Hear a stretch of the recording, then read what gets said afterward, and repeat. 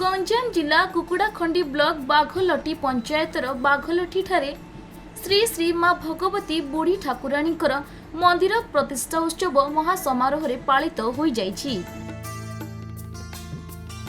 एही उपलक्षे मंदिर परिवेश लोकारण्य होई उठिथिबा सहित ग्रामवासी अंचल बासिंदा और ब्रह्मपुर सहररु मध्य बहु संख्यारे भक्तंकर सुओ छुटिथिला।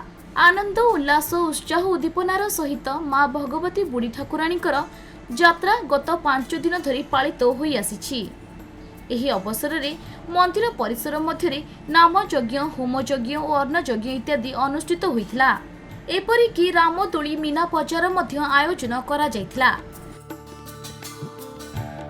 तेबे स्थानीय बासिंदा भक्त मानक कहवा अनुसायी एही मंदिरटी हेउछि बहु पुरातन मंदिर। पूर्वरु माँ एठारे एक झुंपुड़ी घरे रही पूजा पाउथिबा बेले एबे माँ को पाई ग्रामवासी उद्यम एक नूतन मंदिर स्थापना करा जाइछि। तेबे माँ हेउचंती एठाकार प्रत्यक्ष अधिष्ठात्री देवी। तांको निकटरे जहाँ मनस्कामना कले ताहा पूर्ण होइथाए। विशेष करी निसंतान दंपति माने माँ को आशीर्वाद जोगु संतान प्राप्त करिथांती। आमर पूर्णाहुति समस्ते भक्त माने सहयोग करछंती।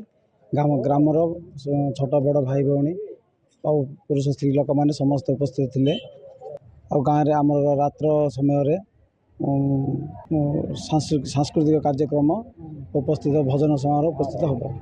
यही ग्राम बहु प्राचीन कालरू गाँ बसिला ठारू भगवती बुढ़ी ठाकुराणी विग्रह एक प्रस्तर रूप से वृक्षमूल माँ पूजा पाउले। वर्तमान युव समाज बा ग्रामर भद्र व्यक्ति माने से मंदिर जराजीर्ण देखी आम मान को एठाकू डाकी ए मंदिर किभली जीर्ण उद्धार कार्य हो पारिबो तापने आलोचना करा जाइथिला।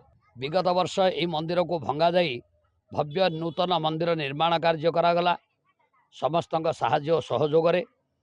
वर्तमान 24 तारीख ठारू आज पर्यंत यही भव्य मंदिर प्रतिष्ठार कार्य चली। माँकर अलौकिक ई गाँव जहाँ कहबार कथा जे यही गाँव में जो मानकर संतान प्रतिबंधक हुए बा कौन सी प्रकार मनीष विपदर पड़ी से माने माँ बोली मन रे चिंता करी एठारे गुहारिया पड़िबा बा माँकर पूजा अर्चना करने द्वारा से संतान फलप्रद सहित समस्त प्रकार दुख दारिद्र दोषरु दूरीकरण करती। ब्रह्मपुर संजीव कुमार विश्वाल रिपोर्ट खबर ओडिशा।